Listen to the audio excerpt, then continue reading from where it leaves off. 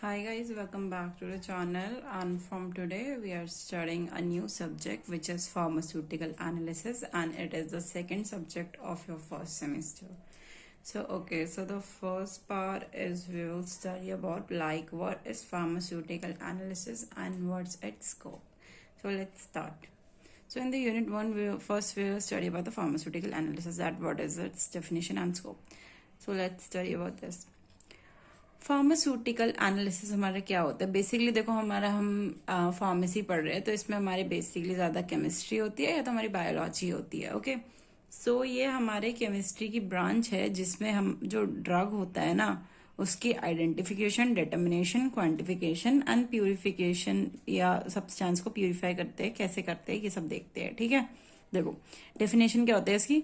Pharmaceutical analysis is a branch of chemistry that involves a series of processes for the identification, determination and quantification and purification of a substance, separation of a component of a solution or a mixture। देखो इसमें हम क्या करते हैं, हमारा जो substance है, ठीक है, मतलब इट इज अ ब्रांच, हमने पढ़ा कि हमारी जो केमिस्ट्री की ब्रांच है इसमें जो हमारे सब्सटेंस होता है ना उसमें हम ये देखते हैं कि उसको सबसे पहले आइडेंटिफाई करते हैं कि वो सब्सटेंस क्या है। सबसे पहले हम उसको आइडेंटिफाई करते हैं कि सब्सटेंस कौन सा है। अगर तुम एक ड्रग ले रहे हो उसमें बहुत सारी चीजें प्रेजेंट होती है, ठीक है, तो तुम देखोगे कि इसमें स्पेसिफिक क्या क्या कंपोनेंट्स प्रेजेंट है। फिर तुम उसको डिटरमाइन करते हो कि ये किस किस मतलब आइडेंटिफाई कर लिया, उसके बाद तुम डिटर्मिनेशन करते हो कि कितना कितना प्रेजेंट है। फिर तुम उनकी क्वांटिटी देखते हो। अब फिर देखो क्वांटिटी देख ली, पर ये भी देखना पड़ता है कि जो ड्रग है वो प्योर है या नहीं है। फिर तुम उनका प्योरिफिकेशन करते हो। जैसे मान लो एक क्रूड ड्रग होता है ना, क्रूड ड्रग वो होता है जो अनप्यूरिफाइड ड्रग होता है जिसमें और भी सारे केमिकल मिक्स होते हैं, तो उससे तुम्हें एक मेडिसिन बनानी होती है। क्रूड ड्रग से तुम्हें एक मेडिसिन बनानी होती है। तो उसी प्रोसेस में जब हम ये प्रोसेस करते हैं ना तो इसको हम फार्मास्यूटिकल एनालिसिस बोलते हैं। ठीक है, मतलब इसमें जो हमारा कंपोनेंट होता है ना इन सब की हम आइडेंटिफिकेशन करते हैं कि कंपोनेंट क्या है, डिटरमाइन करते हैं, उसकी क्वांटिटी मेजर करते हैं, उसकी क्वालिटी मेजर करते हैं, उसको प्योरीफाई करते हैं। ठीक है, फिर उससे हमारा जो होता है वो हम ड्रग बनाते हैं। अगर यही सब जो प्रोसेस होते हैं हमारे फार्मास्यूटिकल एनालिसिस में, ठीक है, ओके, या हम इसको ऐसे भी बोल सकते हैं, it is a branch of chemistry which is use to ensure that product are free from impurities और नॉट। जैसे हमने बोला कि हमारी जो एक वो क्रूड ड्रग होता है, क्रूड ड्रग क्या होता है, जो इम्प्योर ड्रग होता है। हमारा जो क्रूड ड्रग होता है उससे हम एक वैसा ड्रग बनाते हैं जो हमारा क्रूड नहीं होता, मतलब मेडिसिन बना लेते हैं प्रॉपर। ठीक है, तो वही हम इसमें बता रखा है कि हमारी एक ब्रांच ऑफ केमिस्ट्री है जो हमारी देखती है कि जो हमारा मटेरियल प्रेजेंट है वो हमारा इम्प्योर है या प्योर है, और अगर इम्प्योर होता है तो उसमें से हम इम्प्योरिटी निकालते हैं। ओके, यही होता है हमारा फार्मास्यूटिकल एनालिसिस का मतलब। देखो फार्मास्यूटिकल एनालिसिस बेसिकली हमारे दो टाइप के होते हैं, वैसे तो हमारे तीन टाइप के होते हैं पर मेन जो होते हैं वो हमारे दो टाइप के होते हैं। एक होता है क्वालिटेटिव और एक होता है क्वांटिटेटिव। ओके, अब हम पढ़ेंगे स्कोप ऑफ फार्मास्यूटिकल एनालिसिस। देखिए, देखो स्कोप तो बेसिकली तुम्हारे मतलब सिलेबस में स्कोप है पर बहुत सारी जगह में स्कोप नहीं पढ़ाया जाता है क्योंकि ये एग्जाम में कभी नहीं आता है। ओके, स्कोप तुम्हारे एग्जाम में कभी नहीं आएगा, आ जाएगा तो बस फार्मास्यूटिकल एनालिसिस की डेफिनेशन आ जाती है 2 मार्क्स के लिए, पर स्कोप नहीं आता है। स्कोप तुम्हें बहुत सारी बुक्स में नहीं दिया जाएगा और तुम्हें बहुत सारी वीडियोज में नहीं दिया जाएगा क्योंकि इसके स्कोप जो है तो बहुत सारे पर इंसान नहीं पढ़ा पाएगा इतना।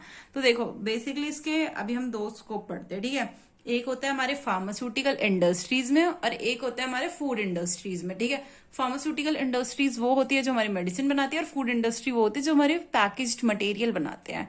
ओके, तो अभी हम पढ़ेंगे हमारे इसका फार्मास्यूटिकल इंडस्ट्री में क्या क्या यूज है। देखो फर्स्ट यूज है हम ये रिसर्च एंड डेवलपमेंट में यूज करते हैं। देखो रिसर्च एंड डेवलपमेंट में यूज करते हैं। सेकेंड है हमारा इसके हम क्वालिटी कंट्रोल करते हैं। ठीक है, या हम इम्प्योरिटी फाइंड करने में हेल्प करवाते हैं। Tell us the difference between the raw material and the final product. देखो सबसे पहले तो ये है raw material and the final product में ये फर्क बताता है। Raw material and final product में फर्क बताने का मतलब ये है कि जो हमारा रॉ मटेरियल है, मतलब सबसे पहला जो हमारा जो प्रोसेस है, हमारा जो ड्रग बनना स्टार्ट भी नहीं हुआ था, सबसे पहला प्रोसेस जब हमारा मटेरियल बिल्कुल रॉ है वो, और जो हमारा फाइनल प्रोडक्ट बन जाता है, उन दोनों के बीच में ना ये डिफरेंस बताता है। ठीक है, मान लो जैसे एक प्लांट है, ठीक है, तुमने प्लांट उगा रखा है छोटे से, ठीक है, वो पहले सीड होता है और लास्ट में उसका फाइनल प्रोडक्ट क्या होता है, वो सीड से तुम्हें पूरा प्लांट उग जाता है।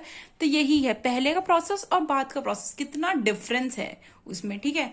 वो उसी में बताता है। जैसे कि हमारा जो रॉ प्रोडक्ट होता है, रॉ मतलब बिल्कुल कच्चा, जिसमें कुछ ऐड नहीं होता। जैसे हमारा, जैसे हम गोल्ड होता है ना, गोल्ड तो फिर भी गोल्ड में इम्प्योरिटीज नहीं होती, बट आयरन होता है। अगर तुम आयरन को निकालोगे अर्थ में से, तो उसमें जो होता है वो बिल्कुल रॉ फॉर्म में होता है, और वो हमारा आयरन नहीं होता है, ठीक है। वो उसका आयरन नहीं होता है, उसमें इम्प्योरिटीज प्रेजेंट होती है, उसको हम ओर बोलते हैं। जब उससे हमारा आयरन बन जाता है, तो उन दोनों में जो डिफरेंस है ना, यही हमारा फार्मास्यूटिकल एनालिसिस बताने में हेल्प कर पाता है, ठीक है। ये हमारा इम्प्योरिटी, ड्रग में क्या इम्प्योरिटी है वो फाइंड करवाने में हेल्प करवाता है। ड्रग का क्वालिटी कंट्रोल या क्वालिटी कंट्रोल करता है। Quality control in the sense कि हमारे यही जो रॉ मटेरियल है और जो फाइनल प्रोडक्ट है, इनमें डिफरेंस बताता है, तो हमारी क्वालिटी देता है कि हमारी कितनी क्वालिटी चेंज हो चुकी है। एंड हमारा ये हम रिसर्च एंड डेवलपमेंट में यूज करते हैं, ठीक है, क्योंकि बहुत सारे जो होते हैं इंस्ट्रूमेंट होते हैं हमारे इसमें, मतलब फार्मास्यूटिकल एनालिसिस में बहुत सारे इंस्ट्रूमेंट होते हैं जो हमारे बताने में हेल्प करते हैं या रिसर्च और डेवलपमेंट करने में हेल्प करते हैं, ओके। अब हम पढ़ रहे हैं इसका यूज हमारा फूड इंडस्ट्रीज में, ठीक है।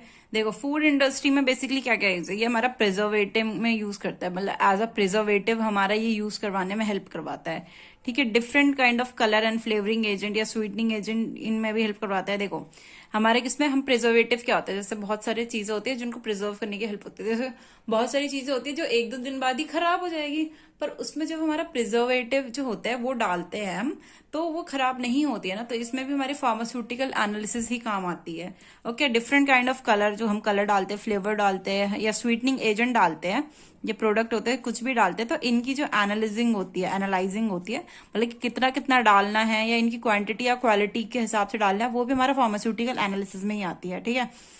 ये इसमें हमारे बहुत सारी डिफरेंट डिफरेंट फार्मास्यूटिकल एनालिसिस, मतलब फार्मास्यूटिकल टेक्निक्स ही यूज करी जाती है। Thank you, and from the next video we will study about the next topic, okay. Thank you.